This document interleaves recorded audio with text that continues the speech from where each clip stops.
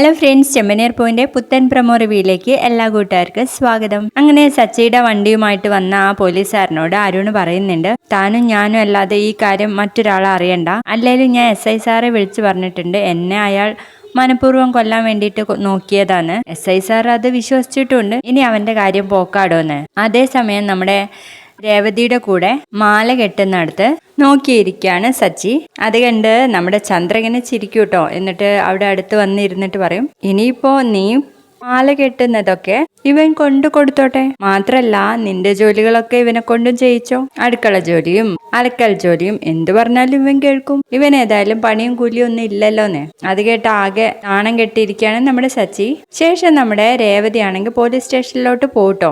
അന്നേരം സച്ചിയുടെ വണ്ടി എടുത്ത് വന്നില്ലേ ഒരു കോൺസ്റ്റബിൾ, അയാൾ പറയുന്നുണ്ട്, ഇതൊക്കെ ആ അരുൺ സാറിന്റെ കാരണത്താൽ പറ്റിയതാണ് കേട്ടോ. വണ്ടി എടുക്കുമ്പോഴേ ഞാൻ പറഞ്ഞത് അതിന് ബ്രേക്ക് ഇല്ലാന്ന് എന്ന് പറയുമ്പോൾ മറ്റൊരു പോലീസുകാരൻ പറയുന്നുണ്ട്, അയാളുടെ ലൈസൻസ് കട്ടാക്കാൻ വേണ്ടിയിട്ടാ അരുൺ സാർ. അതൊക്കെ കേട്ട് മനസ്സിലാക്കുന്ന രേവതി സച്ചിയോട് പോയി പറയുന്നുണ്ട് കേട്ടോ കാര്യങ്ങളൊക്കെ.